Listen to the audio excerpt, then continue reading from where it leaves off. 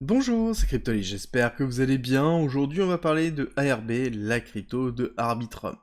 Pourquoi? Parce que nous sommes dans une zone très intéressante, il y a beaucoup de FUD, il y a beaucoup de peur autour d'Arbitrum et de son token, et ça va être très intéressant de revenir dessus. Dans un premier temps, qu'est-ce que Arbitrum? Arbitrum, c'est une layer 2 d'Ethereum, concrètement, c'est une surcouche à Ethereum, Ethereum étant la deuxième plus grosse blockchain dans l'écosystème de la crypto, et justement Arbitrum rajoute une couche par-dessus pour pouvoir augmenter la scalabilité et donner d'autres fonctionnalités à Ethereum, sans forcément devoir modifier Ethereum en lui-même. C'est quelque chose qui se fait énormément et qui est très important, parce que c'est ce qui permet de pouvoir faciliter l'accessibilité à la crypto. Plus on a des couches de simplification, que ce soit à travers une diminution des coûts ou que ce soit une accessibilité, plus c'est positif pour l'écosystème. À savoir que directement Arbitrum est EVM compatible, ça veut dire qu'on peut directement porter des applications qui sont développées en Solidity, qui est le langage d'Ethereum, sur justement Arbitrum pour faciliter l'impact et l'utilisation d'Arbitrum. À côté, on a Arbitrum Stylus qui est en cours de développement et qui se développe de plus en plus, qui permet de pouvoir utiliser aussi du Rust, donc un autre langage pour développer sur Arbitrum. Pourquoi c'est important? Parce que justement, on a une grosse communauté Rust qui existe grâce à Solana principalement, et on a des très bons développeurs qui sont dessus, et le fait de leur donner un environnement dans lequel ils ont des connaissances nécessaires pour pouvoir le faire, ça veut dire que directement, on peut développer en Rust et garder la notion de VM compatible, donc ça veut dire que l'on peut directement développer dans un langage qui est différent, tout en exécutant ce langage-là dans un environnement qui est l'environnement d'Ethereum, ce qui est excessivement positif sur le long terme. Au niveau des différentes layers 2, nous avons Arbitrum avec Arbitrum One, qui est très important parce que c'est une des rares à être en stage 1, donc c'est-à-dire qui est capable d'être considéré comme étant une layer 2 décentralisée et dans lequel, oui, il y a encore des défauts, mais on est toujours dans quelque chose qui est plutôt solide. Ensuite, en termes de technologie, c'est là où c'est très intéressant, c'est qu'il y a d'un côté les optimistiques et d'un autre côté les ZK Rollup. Ça veut dire quoi concrètement? Ça veut dire qu'un rollup, on prend plein de transactions, on les simplifie à l'extrême et on écrit le résultat directement dans la blockchain principale. C'est le principe d'un rollup et on a donc l'optimistique et le ZK. C'est deux technologies séparées et forcément l'optimistique c'est celui qui a été le plus rapide à développer, le plus efficace et c'est pour ça que Arbitrum et c'est le cas aussi d'Optimism sont en optimistique et à terme on aura certainement beaucoup de ZK rollup qui est une technologie plus avancée, plus complexe, qui permet beaucoup plus de choses, et il est fort probable que Arbitrum passe par cette phase de transformation d'optimistique à ZK Rollup dans les années qui arrivent. Ensuite, nous avons Orbit. Orbit, c'est très important, il faut comprendre que c'est le fait de mettre à disposition tout ce qu'a développé Arbitrum pour ceux qui veulent développer une surcouche à Arbitrum, ce qu'on appelle une layer 3, et ça veut dire concrètement qu'on peut utiliser tout ce qu'a fait Arbitrum très facilement pour construire sa propre blockchain qui sera interfacée directement avec Arbitrum. C'est quelque chose qui est très positif pour l'écosystème et qui permet encore une fois de simplifier énormément le fonctionnement d'Arbitrum.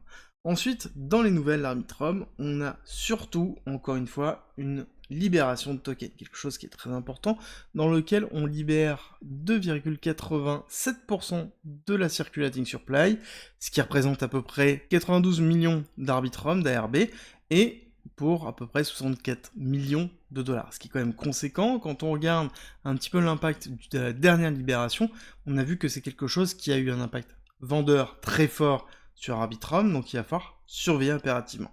Surtout quand on regarde au niveau des cours. Au niveau des cours, on a quand même quelque chose qui est vraiment très intéressant. C'est une des raisons pour lesquelles je vous la présente aujourd'hui, c'est que on a eu une phase de U, classique dans les phases de lancement, avec une hyperaccélération, une respiration, une réaccumulation, et dans lequel on est allé faire, en fait, casser la liquidité de cette zone-là, et ensuite on a consolidé pour aller chercher plus bas.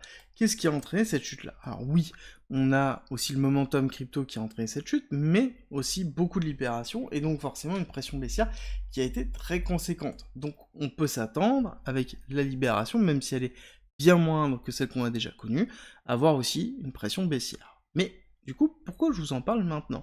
Oui, parce que oui, on va avoir une pression baissière, mais techniquement, on est dans des zones qui sont vraiment très intéressantes. Quand on regarde cette impulsion baissière avec ce retracement, ça nous donne une extension de Fibonacci que l'on retrouve dans ces niveaux blancs. Et dans ces niveaux blancs, on voit qu'on a atteint le 1,618 très proprement, et que ici, on a la mise en place d'une accumulation. Accumulation dans laquelle on a mis en place le point bas, et on est en train d'aller chercher le deuxième point bas pour pouvoir valider cette accumulation. Et ce qui est intéressant, c'est que on a ici l'extension 2 de Fibonacci qui est présente dans les alentours de 0,5 et on a ici le 786 du retracement de Fibonacci de l'ensemble du mouvement que l'on a connu ici à ici. Ça veut dire qu'on prend en considération le départ et le top réel qui a été effectué. On ne prend pas forcément la bougie de lancement et on voit qu'on est dans une zone très intéressante. Pour moi, il va falloir surveiller vraiment les 0,5 dans lequel on risque d'avoir une très grosse réaction et l'ensemble du marché va déterminer est-ce que oui ou non on est suffisamment résilient. Quand on regarde comment a structuré Arbitrum et son token ARB, on peut se dire qu'on est suffisamment résilient pour pouvoir, encore une fois, respirer à la hausse si le marché nous laisse faire. Et donc, là-dessus, il va falloir impérativement valider est-ce que oui ou non on veut rentrer dans cette zone. Est-ce que c'est une zone qui est suffisamment intéressante par rapport à l'exposition que vous avez déjà au niveau de votre portefeuille pour renforcer sur ARB. En tout cas, c'est une zone dans laquelle on attend une réaction, les 0,5, et potentiellement avoir une petite incursion baissière dans les alentours des 0,45 pour aller chercher la liquidité avant de pouvoir repartir à la hausse. Encore une fois, ce n'est pas un conseil d'investissement, faites vos propres recherches, c'est très important. Techniquement, nous sommes dans une zone intéressante, mais il faut valider est-ce que oui ou non l'impact du marché crypto va être suffisamment résilient pour nous laisser rebondir comme on le souhaite, et justement, quels sont les targets pour Arbitrum. Les targets pour Arbitrum, en fait, on va se baser tout simplement sur l'évolution de la market cap. Actuellement, nous sommes dans les alentours des 6 milliards de market cap dilué. On peut très bien se projeter dans une fin de bull run et dans une utilisation de RB et de Arbitrum dans l'écosystème de la finance centralisée autour d'Ethereum, avec une market cap diluée qui pouvant aller jusqu'à 30 milliards de dollars. Donc encore une fois des belles perspectives, à partir du moment où on arrive à construire une belle exposition à cet écosystème. Par contre, il va falloir déterminer est-ce que oui ou non l'écosystème va être utilisé, est-ce que oui ou non la finance centralisée va se construire sur Arbitrum, est-ce qu'il va y avoir suffisamment de liquidités qui vont arriver sur Arbitrum, et est-ce que Arbitrum va être capable de pouvoir séduire avec sa technologie, alors qu'on a de nouveaux acteurs qui sont en train d'arriver sur le marché, comme tous les ZK Rollup qu'on est en train de voir. J'espère que cette vidéo vous a plu, si c'est le cas, n'oubliez pas de liker, partager et abonnez-vous, et on se retrouve très vite pour une nouvelle vidéo.